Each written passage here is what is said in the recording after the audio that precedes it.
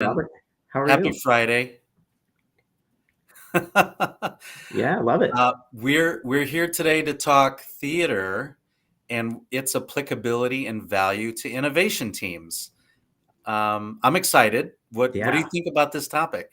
I think it's fantastic. I think it's super fun and something that's maybe just a little bit of a different way to think about innovation and projects and change and the world of work with a really cool spin. So I'm super excited to dig in and thank you, Robert, for inviting me to banter some ideas with you. This should be fun.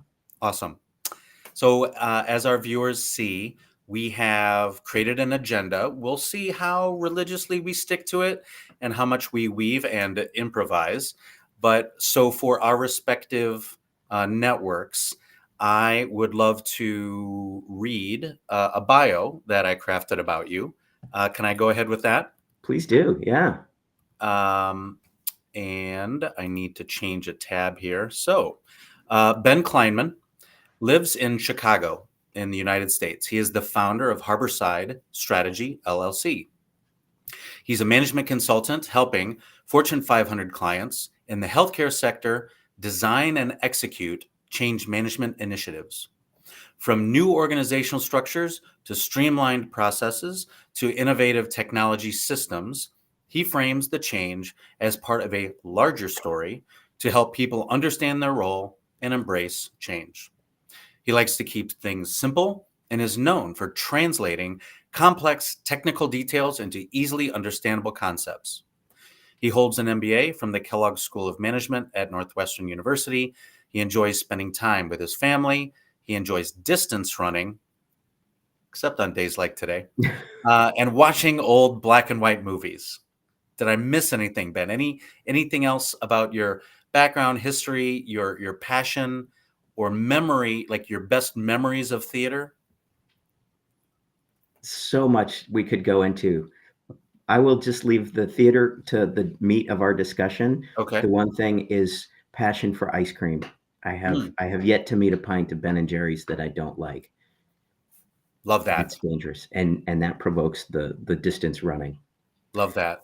Robert, I thought if I could do the same, because there may be people that are watching that caught this through my feed that may not know you as well. Yeah. So if I Please. could do just a little brief so they get to know you. That's great. Cool. So Robert Snyder also lives in Chicago and is the founder of Innovation Elegance LLC. Rob's career has spanned the roles of project management, change management, sales enablement, and performing arts, which is somewhat how we've connected on this topic. Robert leans into the performing arts because of the culture traits they teach teams in business. Robert holds degrees from the University of Illinois and Northwestern University. Robert is a brand new author, and his book, Innovation Elegance Transcending Agile with Ruthlessness and Grace, just came out. So I'd highly recommend that to everyone. If we get into theater, Robert's favorite role has been playing Kaniki in Grease, and his future favorite role would be playing Sky Masterson in Guys and Dolls, or one of the leading men in The Greatest Showman. Did I miss anything, Yeah. Robert? Anything top of mind that you'd want to No, plug or add that's in? enough. That's Cool. enough. I appreciate it. Absolutely. Yeah.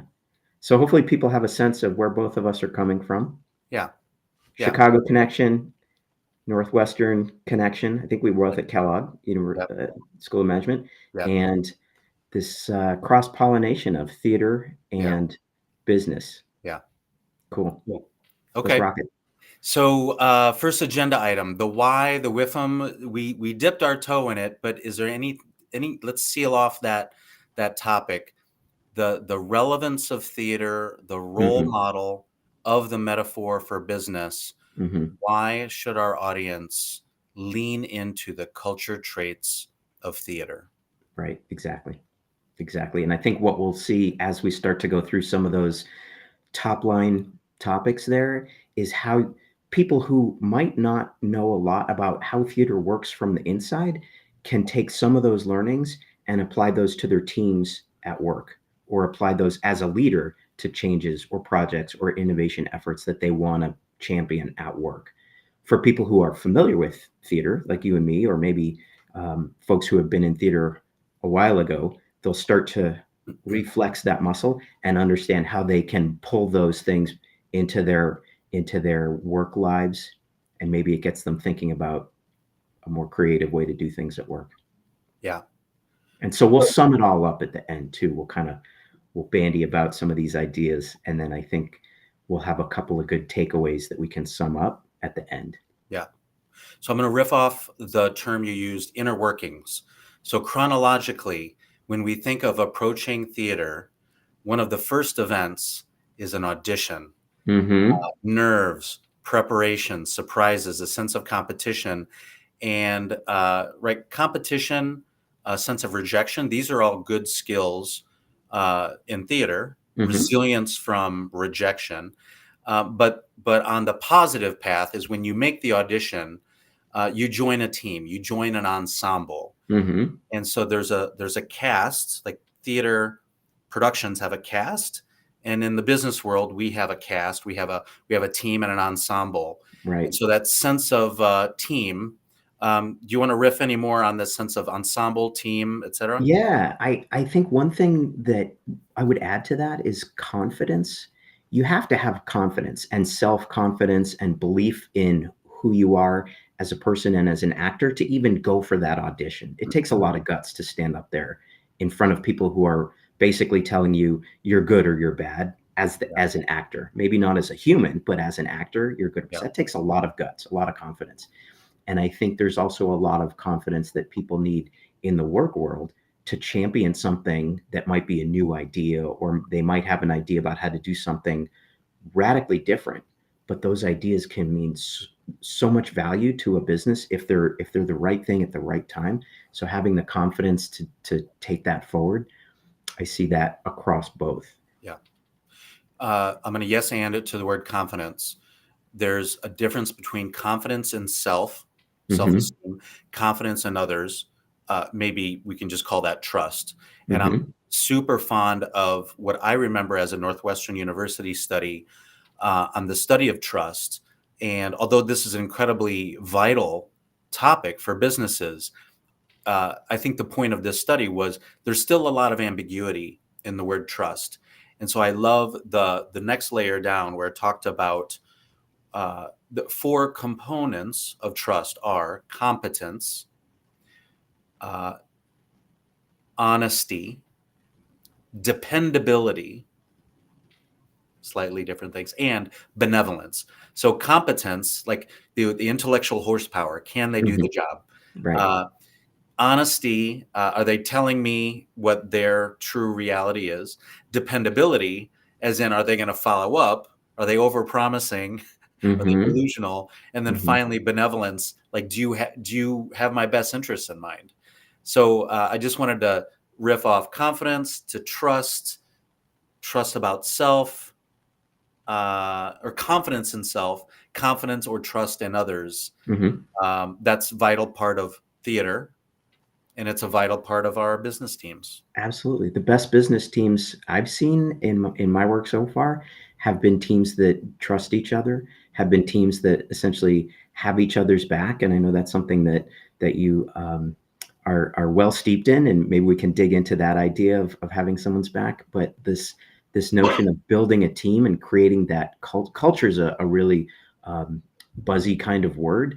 But that notion of being on a team of people that you trust, that you know you can count on, that you know have your best interest at heart and the best interest of the project, whether that project is getting this production to opening night in a theater sense, or getting this system rolled out, or this process changed, or this new organization stood up from a business sense. Those are the kinds of things that really bring those teams together. And in the same way that you see casts in a theater world really start to gel as they start to get to work together and get to know each other, in a business world, you start to see that as well. If it's the right framework and the right foundation has been set, those teams start to bring a little bit of their personalities. And as people get comfortable, they'll start a Zoom meeting with a little joke or whatever, and then they get into business and they trust each other with sharing ideas that are going to be that yes and that you talked about without shutting down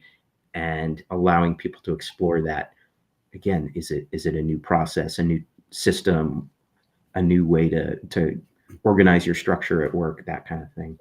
But that idea of creating a really tight, cohesive unit called culture, trust, whatever, those are some similarities. And when they work well, it's beautiful. Yeah. In the Toastmasters world, one of the recent international speaking champions taught me the phrase, when people laugh, they relax. Mm, When they relax, they learn. And so I think that humor is an underrated hmm culture trait hmm um, in our teams and our hmm ensembles. So to try to tiptoe into story, did you want to respond to that? Or No, and I know that a lot of culture is very different as you start to go. Like both of us live in Chicago. There's a great theater scene here, Second City, and the world of improv, which maybe we'll dig into as well. Born here in Chicago is just a force of its own. Very different in Chicago versus the rest of the US, very different in the US versus the rest of the world. Other cultures are structured very differently. So a lot of those nuances that we've been talking about so far may be colored a little bit differently depending upon where your organization is or where your team is. If it's a global team versus if it's a team that's localized to a certain geography, those norms, those ways of working can be very different. I think there's still some underlying themes that are there, like trust. You have to have basic trust and respect and that kind of thing, but it may play out a little bit differently. So that's yeah, just something to keep in mind as you navigate from the world of imagination and theater to imagination and business. yeah. So to tiptoe toward imagination hmm and away from trust, where my mind goes is one culture trait that helps with trust is transparency. Yeah. So the theater world has a benefit, has this thing called a script, and so that is the centerpiece of transparency of what do we expect, what is our role, what are the boundaries of our role, where is there a sense of accomplishment and moving on to the next chapter. So so business teams often will have a script. Sometimes we don't. I love I'm trying to coin the new hybrid as if we're imitating theater, then we're on script. Or if we're on script, we're imitating theater. If we're Yeah. off script, hopefully there are still rules and we're imitating improv. Right. So the script for theater is the story. It's what the audience wants to come see, hmm experience, dis, suspend disbelief, I think is the Yep. You got it exactly. um, so how that story relates to business teams is we have an employee story, we have the customer story, customer journey. So let hmm me throw that at you. Anything transparency story, what comes to mind for you uh, of what business teams can steal and learn from the theater world? Around transparency, you're absolutely right. There's a script. There's also a pretty open, very visible deadline that you're marching towards and a calendar of how you get there. You know exactly when opening night is, and all the different groups that are participating work back from that. So the sound people know when they need to have sound ready for dress rehearsal. The lighting people know when they need to have lighting ready for dress rehearsal. Costumes need to know when they have costumes ready for that first trying on of the costume, even if it's in a workshop space as opposed to on the real stage, that kind of. So everyone's moving. So there's a lot of transparency towards where we're going, what the story is, and where we're going, and when we're going to tell that story to the world at large. Sometimes that's a little fuzzier in business. The where we're going often is visualized as some kind of a project plan, a roadmap, a pathway to success, however we want to think about that. There's often less agreement on how deadliney is the deadline. How Mm, fixed is that? Where's the flexibility? What is really critical to get done sometimes changes as we get to that. So the transparency in theater, in my experience, has been super, super high visibility, exactly what's going to happen when. We know how the story's going to end because we've all read the script. in business, I find that we have some opportunities to make those things a little more transparent and visible to everyone. Yeah. What's been your experience?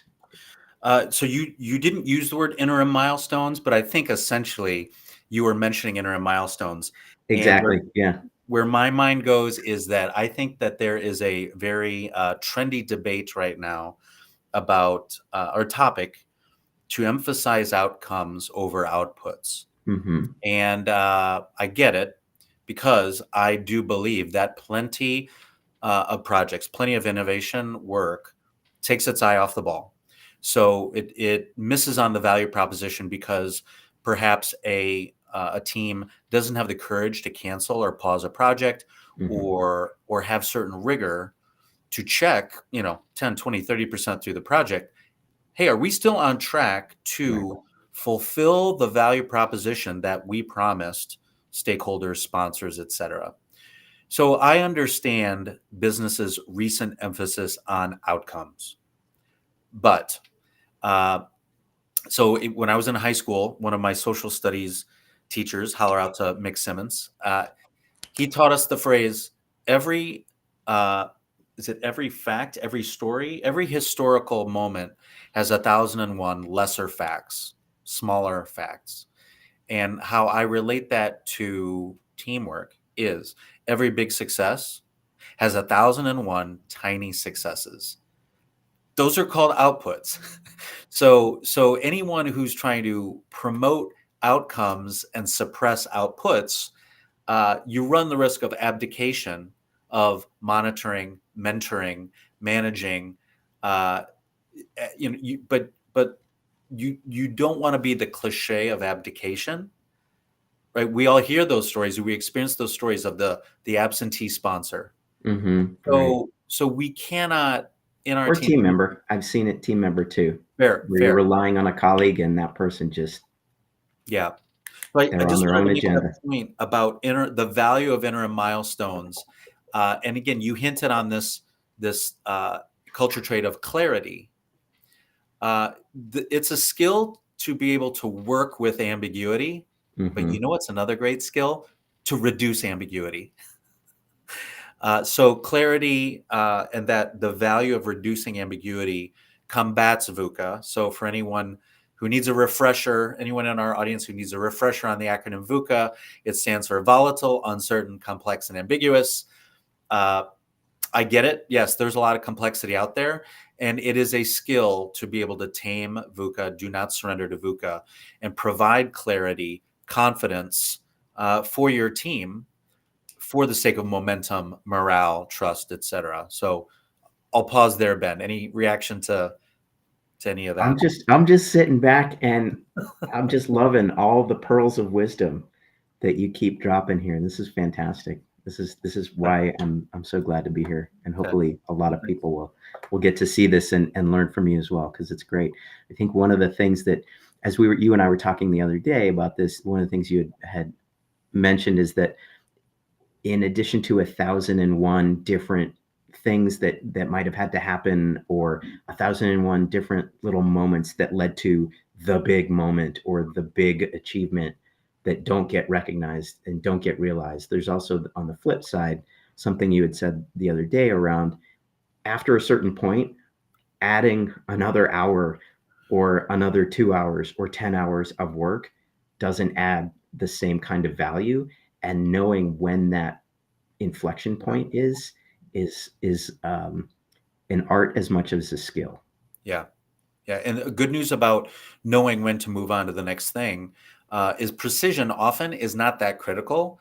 Like to move from one thing to the next, I don't know, within an hour, within a day, within a week, for business teams who might be trying to perfect task XYZ, uh, moving on to the next thing, I don't think teams have to be hypersensitive about it. Mhm. I think teams just have to have this general sense, say, hey, are we plateauing? Are we nearing the point where this is get mode? This is good enough to move on. I'm going to credit Craig Groeschel for I that love that. teaching me I that love that. acronym numerous years ago. But if we're at get let's approve and move on.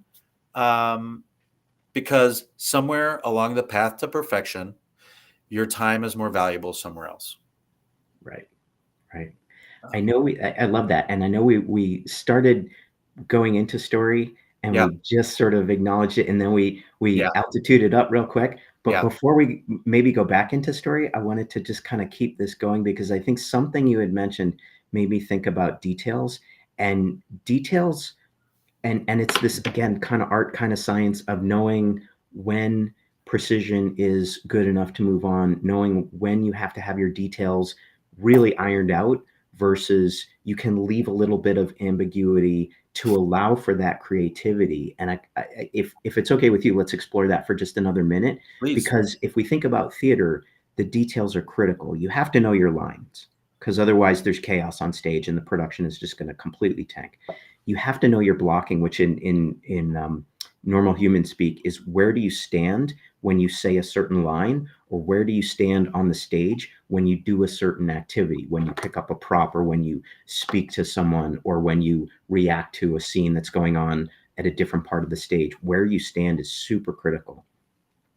All of those kinds of details, the detailing on the costumes, the detailing of how light transitions from one color to another, how a scene back a scrim or some sort of back Mm, part of the stage is transitioning from one thing to another as the scene plays out.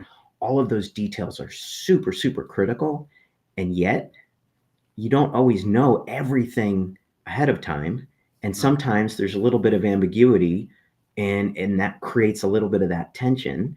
And at some point, they get nailed down, and everybody is super comfortable so that when your theater production is into the day to day of we're just in the run of we've passed opening night and we're just repeating the same thing to a different audience every night. You know that it's pretty locked in. The details will just keep mm. repeating, Yeah, but there's still some element of creativity that's allowed for. How you bring yourself to that role every day might be just a little different and that kind of thing. So I wanted to dig into that and see, yeah, because I know you're big into details. You're big into making sure that those details that do matter get addressed, and maybe that's it. Maybe there's details that matter versus don't, and what gets documented in a living document that can inform future things like the script or yeah, like notes that a director or a stage manager gives you. Those kinds of things. yeah. What are your thoughts? So the phrase that you are reminding me of, the phrase is moments that matter. And for those who are they gravitate toward the numbers, there's a phrase, metrics that matter. Um, theater theater needs both. Business teams need both.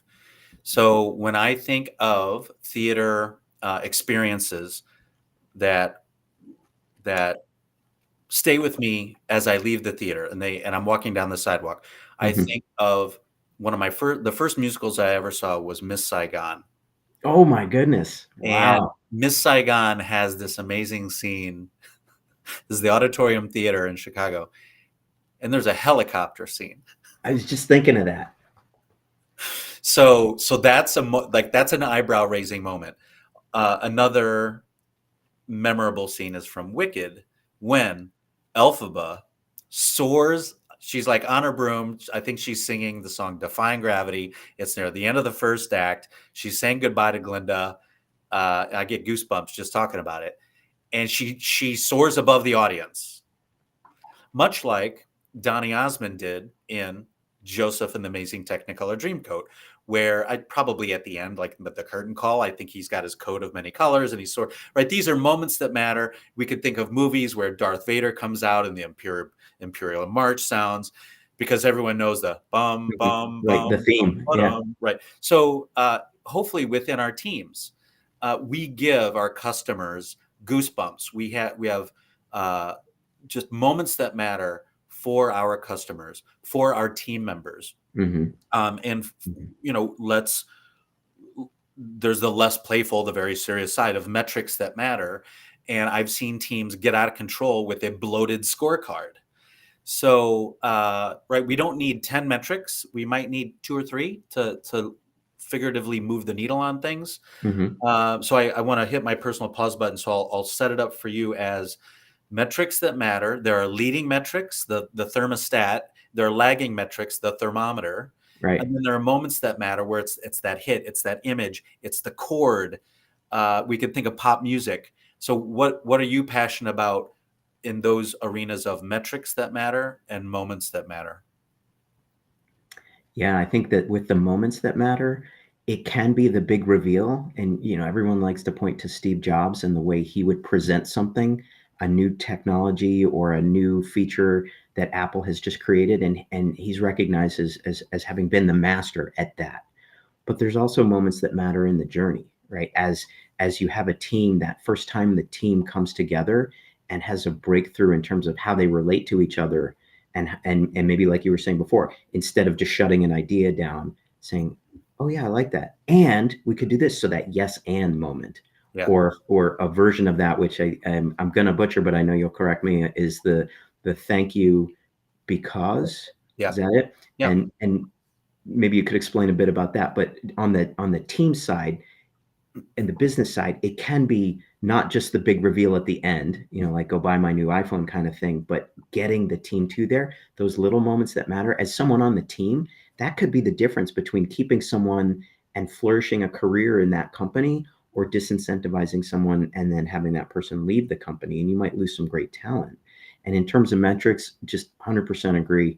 If you can boil it down to this is getting to the story, I promise, but why, what is that one or two things that everyone needs to know, whether you're on the team, whether you're a leader, or even someone external like a customer? When is Apple going to release the new iPhone? Everyone, there's a date on a calendar. That's a metric, right? When are we going to get this project done? That's a date. That's a those kinds of things.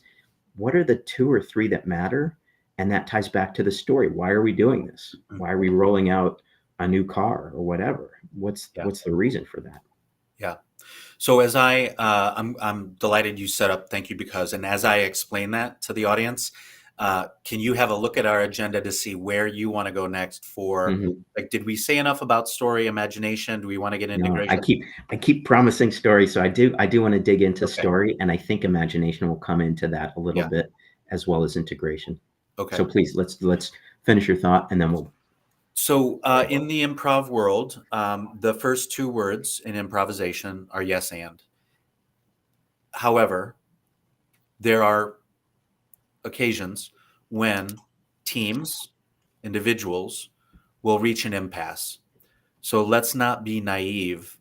And it's not always sunshine and rainbows and yes and. Mhm. And what Kelly Leonard at Second City taught me in a group setting, it wasn't like he and I were just shooting the breeze at Jonathan Wells Your coffee Starbucks. buddies, yeah.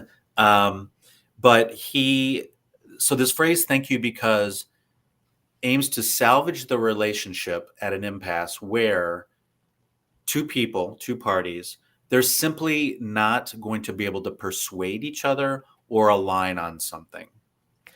And thank you because, TYB, is the moment where you say to the other person, thank you for sharing your perspective on this, because I know that you want XYZ. So it could be about someone's health, Mhm. their sanity, their self-respect, their again, physical safety, emotional safety, etc. And maybe that's the common denominator that you leave things at. The older cliche is agree to disagree, but that feels a little bit less respectful than just saying thank you for your perspective, your honesty, your vulnerability, and then you acknowledge to them Mhm. the merits you see of their perspective, and you try to just tie it up in a bow, move on, salvage the relationship. Yeah, So I think it can be a valuable, three. Sometimes the three words is all you need. It's called sure. thank you because, and folks in the audience can read more about it in the web. Yeah. But thank you because it's a valuable framework uh, for not if, but when teams or individuals, coworkers, reach an impasse. Right. And there's a grace in there that I think is so nicely embodied in that. There's a grace in saying, we're not going to come to an agreement right now, or maybe ever, and that's okay. but I still value you and who you are in my life and the contributions you bring to me in my life, or this team, or this production that we're working towards in the theater world, to continue to have some kind of relationship with you that's important and that's going to be deep and meaningful in its own way. We still want, just to think back to a business case, we still want you on this team. We still want your contributions. And maybe that looks a little different in terms of how that plays out day to day, but we're not just going to kick you off the team or kick you out of the company or devalue every single thing you say just because we don't see eye to eye on this one particular thing. So it requires a lot of maturity as well as grace. Yeah. Cool. Okay. Story. How do you feel about story? I love to reinforce to teams what is innovation, but rewriting your customer's story, rewriting your employee's story. It's improving. So in a data obsessed world and a technology obsessed world, data and technology are wonderful servants. They must stay servant to the story, to the human experience. So the story governs. Why are we here, and why are we going to disrupt the status quo? Do we have transparency to the current state, dysfunctional, unacceptable story, and having the transparency of the current state story enables you to partition your disruptions, your projects, to keep them small, modest, low risk, avoid the big bang stuff, re-engineer in modest bites, and rewriting the customer story. I think theater provides a fun, lighthearted visualization image as we go do the serious work of innovation and rewriting the stories for our customers. Yeah, I agree. I think the best stories are memorable and tie into if you think of moments that matter or metrics that matter or trust and transparency, the best stories have all of those embodied within them. There is something memorable about the story, about why are we doing this thing? Why are we going down this journey? Why are we creating a new software system? Why are we creating a new product? Or why are we creating a new team, or whatever we're innovating on, or whatever our project is? Why are we doing it? And at the end of the day, you think about a moment that matters. It might be, for me, I do a lot in the healthcare space. It might be to help a group of patients live a little bit longer with a higher quality of life. That resonates with so many people. And in a metric that matters type of way, you have a story that say, well, we just found a way to give a certain patient population 6 more months of life with a very high quality. And of course, the other metric there is cost, and we can sure talk about that as well. But there's just ways to boil everything up into something that is just meaningful and memorable. And the story allows us a vehicle or a mechanism to do that, so that as you go about your day, you can always reflect on, why am I filling out this paperwork? Why am I filling out my timesheet? Why am I spending so much time in those details? Because, this is what we're going after. This is why we're doing it. This is what matters. And that story helps concretize it, but in a way that's easily digestible and communicable, relatable. How about that? Relatable to so many other people in a way that it resonates with all of those folks as well. So people hear a story, they like to listen to a story. It's very clear. Oh, Robert's going to tell me a story. I'm going to get my hot cocoa and put my fuzzy bunny slippers on, and I'm going to listen in, because this is going to be good. And you get to know the characters, and you get to know the journey, and you get to know where it's going to be. And you might not be certain how it's going to end. And so you're on the edge of your seat. That's story. And it allows people to communicate and allows people to remember and reflect back.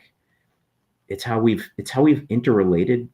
It's how we've related to each other for thousands and thousands of years. And I feel like in theater, that comes alive so quickly. You said before, people suspend their disbelief. They go to the theater. They know that the actor on stage is not really what Hamilton or Peter Pan or whoever. Mm. It's an actor. It's playing a role. But I'm going to believe it for 2.5 hours. I am so in that I believe that that is Elphaba from Wicked, Yeah. right? And if we could think of a way to do more of that in business, I think it would help us carry those through lines through in not just a easier way, but it's maybe more fun and it resonates with more people and it helps people as they hit those moments that are difficult or they struggle to meet a metric. Why are we doing this? Yeah. Cool. So two things that are coming to mind, Ben. Number one, Mhm. on LinkedIn, I believe that it is not projecting the agenda. Although you and I are looking at an agenda, I Oh, believe it's okay. not. So as you talk about the next bit, I'm Hmm. going to, if you see something change, it's because I'm trying to figure out how to show the agenda. Okay. Let me set up one topic on back on Hmm. the agenda that you and I can see. When I think of, I'm also looking at the time.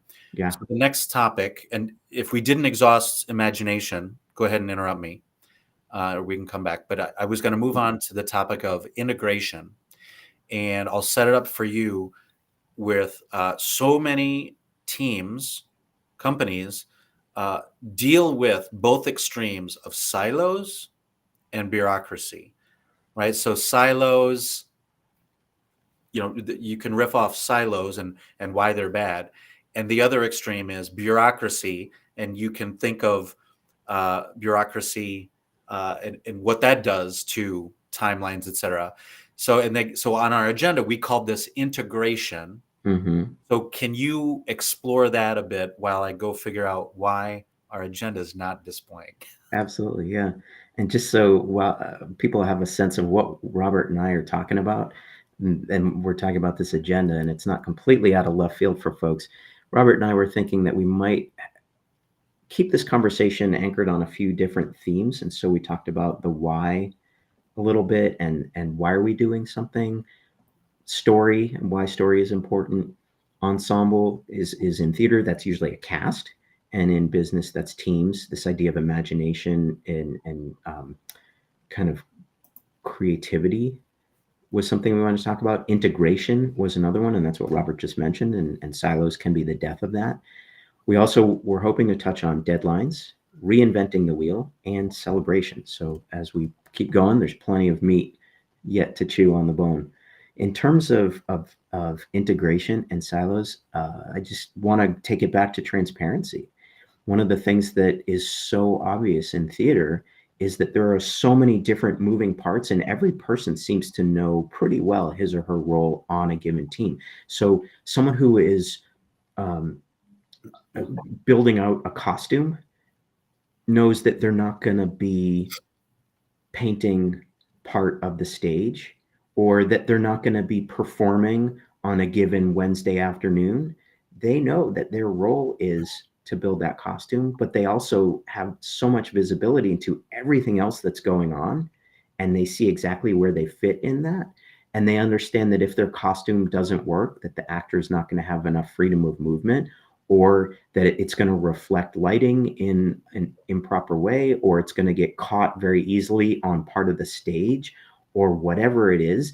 All of those little nuances factor into how that costume is built. And those are the kinds of things that, as the costume's being built, the people that are working on that costume, the designer, the people that sew and that help fit and all of that, that clean it after every performance, they all have these interactions along the way with the set designer, with the lighting designer, with the director to understand where this costume is going to get moved around in a body on the stage and how active that person might be with the actor who's wearing it, all of those kinds of things. So this idea of silos, in my experience, you still have departments and people that do different things in theater, but it feels like there's so much more of that sharing culture because I think everyone feels very comfortable knowing what it is that they do in role. And I feel like in business, sometimes there's less comfort sharing. There's maybe a bigger fear of if I share something, I'm going to lose my importance on the team, I'm not sure what it is. And I'd love to get your take on how you see that playing out. Because in theater, nobody's going to devalue whoever is sewing the costume or cleaning the costume. That person is super critical, and everyone knows that. Mm-hmm. And in a business world, maybe there's just a little bit less trust that they're still going to be respected on the team, or that they're still going to have a value on the team if they share something, if they break out of that silo. I don't know what it is. I would love to get your take on that. So two things come to mind. You mentioned within theater these different roles Mm-hmm. and boundaries, and you hinted at handoffs because things need to stay integrated. Mm-hmm. In the business world, what does that look like?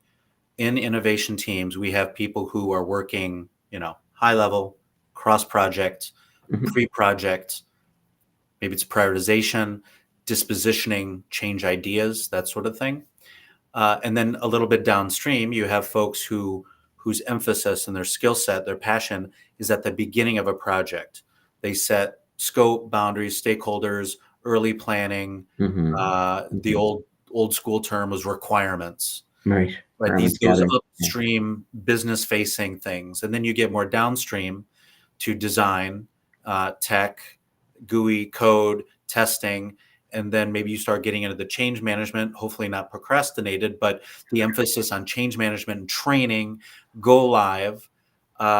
So the word here is handoffs, and Uh-huh. handoffs is where one of the big risks for teams happen. And the cliche in teams is, does the right hand know what the left hand is doing? Right. So teams do well to minimize Yeah. uh, when the right hand doesn't know what the left hand is doing. And, there's that word handshake. So that I think that matters. And I love how you explained all the roles within theater and how everyone just needs to avoid being in a silo because stuff has to fit. Stuff Yeah. has to fit. The second thing you mentioned, the word that came to my mind is vulnerability. So it's the cousin of transparency. It's one thing to have the script, transparency, have the rehearsal schedule or the project schedule and the transparency, but its cousin, vulnerability, is saying, I'm only one person. Here's my lens. Here's what I think is the right thing, the right decision, the right spec, and then the efficacy of a team depends on the diversity of ideas, not personality conflict, but task conflict. So when leaders and followers are able to be vulnerable, uh, then they empower the team to maximize its value. To steal a term from improv, none of us are as smart as all of us. So back to this thing about vulnerability. When when team members can be vulnerable, they reduce their own blind spots. They reduce the team's blind spots. That's an advantage. Call it a competitive advantage, call it a collaborative advantage. But that is why I think it's Brene Brown. That's why her topic about vulnerability is so popular, is because Sure. subtly or not so subtly, consciously or subconsciously, we get when our colleagues and when we ourselves are vulnerable, the efficacy of the team, the value of the team skyrockets. Mm-hmm. And the converse of that, if you are working with someone or you're reporting to someone who has no vulnerability, they create blind spots for themselves. They create blind spots for the team. They create disadvantages. They are a disadvantage. And so I think, although that's a little bit like tough love, Mm-hmm. uh, let's not have this, like, the importance of vulnerability and its value. Let's not keep it ambiguous. Like, well, I kind of get that vulnerability could be good. The reason why it is such a clearly important topic is the less vulnerability that employees have, that team member, that ensemble cast members, the lower your vulnerability, the higher your blind spots. So it's an inverse relationship, and vulnerability conveys self-confidence. It conveys humility. And as Harry Kramer at Kellogg taught us, the best leaders in the world have high self-confidence and high humility. because that is when you minimize blind spots for a team, because none of us are as smart as all of us. Love it. That's great. That's great. It's so true. That's so true. And, So I we're was just kind of writing some notes down, and to me, it yeah, so much comes back to trust, yeah, and that notion we talked before about ensemble in theater or a cast of characters in theater, and in the business world, it's a team. It's a project team. It's an innovation team. It's some kind of a team that's come together, and oftentimes these are folks that have a permanent job. So this team is a second job or maybe a third job that they have within the organization. And it's how can you help them feel like they're part of something and open up that trust and vulnerability so that they can be open and they can bring them their full selves, and that they can realize that if they do, as part of their discovery or as part of their brainstorming or whatever, they find something, they can call it out, or as they move into executing the project and something goes wrong, there's a mistake or whatever, that's okay. That's part of the learning. That's part of the journey to getting to where the company needs to be with this innovation effort or this project or whatever. So I think having that, it it just keeps coming back to transparency and trust. yeah. Love it. So I'm watching the clock, Hmm. not only the clock, but how long we've been streaming. I Yeah. will nudge us toward one more detailed comment that's in the agenda. I'm going Okay. to recommend that I will share a bit about reinventing the wheel. You share a bit about celebration, and then we'll share some closing Cool. comments. That seem Yeah. okay? Let's do. So the value of theater for reinventing the wheel in the United States, every spring, many high schools put on a spring musical. They start soon after their holiday break, right around this time of year, maybe mid-January. And the objective is to have opening night around just before spring prom. And that's approximately 14 weeks. Hmm. Why are high school theater programs so successful? Why is their project success rate so high? One key trait is they don't reinvent the wheel. They know where they need to be. Back to the point about inner milestones, you got to be here by week 1. And if not, you're going to do something over the weekend. You got to be here by the end of week 2, week 3, etc. Uh, theater uh, ensembles, you don't need to reinvent the wheel. It's not like you're going to say, you know what, back in the day, we used to do that week 2. No, let's do that week 12 instead. That's Right. a really bad Yeah, idea. you wouldn't have your dress rehearsal on the second week of Right, beginning. right. That wouldn't make sense. Right. So the relevance to a team is that when you are innovating, you have some common. Your team members have different levels of experience, different lessons learned, and it is imperative that everyone bring every lesson learned that you've ever been exposed to, and you need to minimize the chance that you ever commit the same sins again. So it's absolutely imperative. It's so valuable for teams to minimize reinventing the wheel. And so, for example, does your project, we can talk waterfall or agile, but I'll just call it a project. Does your project need a charter? Yes. Does it need process flows because it's going to impact someone's experience? Yes. Is it going to impact your database structure? Yes. If you're in tech, are you going to need code? Yes. Are you going to test? Yes. So although within a project there are a lot of unique things within a project, and if I put it in the frame of a Q&A, every project answers has different answers. Every project is unique. But the dirty little secret is that all the questions are largely the same. Right. And so businesses need to reduce reinventing the wheel. Um, and theater provides a really great role model to learn from your past and minimize the leakage of all those lessons. Hmm. So I think there's a lot of value for employee sanity, the employee experience, the value proposition. Stop committing the same sins. Don't reinvent the wheel. Uh, that will give you confidence to transcend the mechanics of the week to week stuff, and you can elevate your energy to style and uniqueness, and enjoy the journey rather than being mired in the mechanical details. Mm-hmm. So I'll Mm-hmm. I'll tie that up with those are my thoughts on the topic of reinventing the wheel and what businesses need to learn from theater. It's fantastic. I love it. And Robert, just since you did mention two terms people may not be totally familiar with, waterfall and agile, those are methodologies for how projects are conducted typically in a business world. And waterfall tries to lay out everything ahead of time and then just march through. And agile says we have a sense of where we want to get to. We don't know exactly how we're going to get there, but along the way, we're going to do lots of checkpoints and make sure that we're moving in the right direction at a super high level. Yeah. Is that about right for where we are? Yeah. Cool. So you want to bring us home with the lighthearted but Let's critical topic. Celebrations. Love it. Celebration and just to kick off our celebrations, want to celebrate you, Robert. All the pearls of wisdom that you're dropping here, invaluable. And thank you for putting this together, for hosting, for setting this up. It's been great. And one of the things that theater does really well is celebrate. The moments that matter that you were talking about, the theater world seems to celebrate that really well.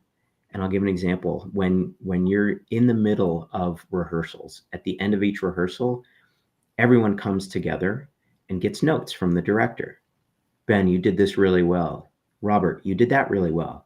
Ben, you missed a line and that screwed up the rest of that part of the act. Don't do that again. Or Robert, you were standing where you needed to stand and then for some reason you moved. Don't move. You need to stay where you were standing because that's where the lighting is. If you move, you're going to get hit by the the stage fly coming in, and we don't want that. So there's very direct feedback, but sometimes you'll see in these periods when feedback is given and a director says, Robert, you gave such a great interpretation of that line. Let's keep that. And you'll see the cast just start applauding. And it's just notes for people in theater, people know every day there's notes and the director gives positive, negative, whatever. People will just celebrate someone getting a really good note. And it's almost like if you remember back to fourth grade, you get that gold star, right? You're so proud. And the class recognizes you for that gold star. And in business, I feel like I rarely ever see teams celebrating those little moments that matter, those little moments of progress or moments of truth or steps along the way, those 1001. You can't celebrate all 1001, but by gosh, pick a few and amplify those because those things will resonate. And weeks later, the team's going to look back and say, hey, this has been a fun project. Remember we had that celebration for Robert when he figured out a different way of coding this stuff for our system? Or remember when Robert had a really good point about a customer insight? That was cool. Yeah, I remember we all sat down and we got a nice drink that evening or whatever it was. Those are so important to building up that team. And then of course, at the end of each rehearsal process, you have opening night, cast party. There's always a cast party. It doesn't matter how good or how bad the show is, there's always a cast party. In the world of business, I've often seen project gets done, new system is rolled out, new processes rolled out, new team is formed, new organizational unit. That's it. People go home for their Friday, come back on Monday. Maybe there's a little thank you note in their inbox from whoever was leading the project. Maybe they get a little bit of financial, bonus for their efforts there. There's no massive celebration. There's no saying, here's what you guys achieved. Here's why this is so meaningful for our customers, for our company, for our other stakeholders, whatever that is. For you as someone on this journey, now look at where you can go with your career because you just did all this great stuff and you learned all these great things. I feel like business world can do so much better if they just take a few of those recognition moments and bring those in. Yeah. How does that resonate? What's been your experience? Have you seen teams in business do that really well? Or are there things that not enough. Absolutely not enough. I've had the same experience where celebration is underemphasized. So I love me a good cast party. It is such a um, I'm not going to call it a therapy session, but uh, it boosts morale. It sets the Yeah. table for teams to work together Yeah. again. Um, a typical project team, your head's down, serious, like people are worried, people are stressed, etc. And to emerge from the seriousness and the weeds of a project and have an occasion where people can be relaxed and human, um, ask each other uh, stuff about each other's lives outside of work, like, oh, by the way, so we worked on that piece of the project together, so who are you and where do you Right. live, and so do you have Right. kids, do you have a dog, are you doing anything for the holidays? So to remind ourselves, reinforce to ourselves that we're human. And it so the celebration culture trait, I think, can just be it's great social lubrication to keep relationships and trust in Hmm. motion. Heal some wounds when, not if, but when uh, projects get Right. tough. You Right. know. It's such a great reward system. In I know of absolutely nobody in theater that would call those little celebrations a reward system, but in business speak, people often use that, and it's just a great Uh, way to keep people feeling motivated and incentivized and part of a team and feel like they as an individual matter, that their project matters, that whatever they're working on has a bigger purpose. And that ties back to so yeah, many things we've talked about. So, Robert, this has been yeah, fantastic. I know we're probably coming up on time. I know you've been keeping an eye yeah, on the clock. yeah, What are some of your yeah, key, if you had to boil this down into three nuggets of wisdom that people can go yeah, tomorrow's Saturday, yeah, next day at work, what would they be? yeah. So my three, love the way you couch that. Number one, collaboration. Theater teaches us collaboration in the ensemble. Number two, let's not be naive. We're competitive human beings, but let's convert competition to ambition. And let's distinguish among when we're ambitious on behalf of ourselves, ambitious on behalf of our team, ambitious on behalf of the customer. So, the flight attendants everywhere remind us, before you help others with their oxygen mask, make sure your own oxygen mask is Mm, on yourself, because if you're dead, you're not good to anybody. So let's just acknowledge there's a time and place to be ambitious for yourself so that you have an oxygen mask. And once things are good, you're safe, you're secure, be ambitious on behalf of others around you. That is empathy, that is discipline, that is the team. Bring others along in your success. And the third uh, culture trait, again, from theater, is who do we do it for? We do it for the audience. Some in audiences sometimes are distant, sometimes they're intimate, sometimes they have positive feedback, sometimes they have negative feedback. This is exactly the same for our mhm, customers and our mhm. stakeholders in teamwork. Uh, so, audience centricity, customer centricity, these are foundations, these are fundamentals in theater, and they're fundamentals in innovation teamwork. Love it. So important. That's great. What about you? What parting words of inspiration, caution? You can relate it to today's Chicago weather or not. What's your For parting everyone wisdom or who's not in request? Chicago right now, we're in the early phases of a bit of a blizzard, so we've just been getting pounded with snow, and it's just horribly snowy outside. So um, Yeah, I'm not sure I would want to speak to that particular fun and excitement. Sense of a sense of excitement, maybe about getting some exercise, shoveling. How about that? That's good. right, right. No, Robert, I think some of the things that we've talked about that have really, really resonated and boil up to just treating each other as a human being first and not as a widget to get something done.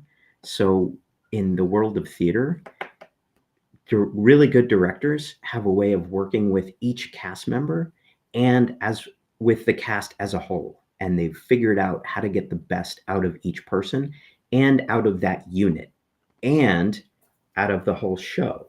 So not just the act actor, so it's not just the cast as a group of people performing on stage, but it's the lighting designer, the scenic designer, the costume designer, the sound designer, all those things. Good directors figure out how to get the best out of each and how to bring that whole show together. And I think that they do that by relating to each person and each team as people, as individuals, with some of that trust, with some of that vulnerability, with some of that yes and or thank you because type of stuff. And I think good directors just do that naturally. In business, there are good business leaders who also do that. And I would love to see more of that in the business world, bringing some of that human aspect to it, bringing some of that vulnerability, that sense of transparency that enables trust, that sense of you matter. Oh, you need to take some time to go be with your kid today, or you have a dentist appointment. You go do that. I know you're going to get your work done. I know you're going to deliver for this team in this project. I trust you fully. And how do we build that individual relationship? How do we build that team? How do we get the organization to where it needs to be? It's all of those things. It's recognizing those things and celebrating those individual relationships that have that bigger purpose, the bigger vision, and that it's all about something higher than just you as a person enabling your own personal move up the corporate ladder, or I'm going to get this role, and then next role I'm going to be the star, and then after that I'm going to be a bigger star in a bigger show. It's not about that at all. Yeah, you enable me to share a succinct call to action Cool. for our viewers. And the succinct forward call to action, inspired by theater, is bring out our best, right? Ensembles, theater, business, the efficacy of a team, the value in it is that it brings out our best. So I'll end our stream with that call to action. Imitate a theater, bring out your best and your team members. That's why we're in this together. Love it. Thank you. All right. So Ben, thanks for the collaboration. This Super is fun. And I'll go ahead and end the stream and we'll debrief on the other side. Thanks, Robert. All right. Happy Friday, everyone. And for folks in my network, feel free to look up Ben and say hi. And folks in Ben's network, feel free to look me up. Please say hi. And would love any feedback, any yes ands or thank you because that would be super helpful for me individually. We welcome your reactions and ideas.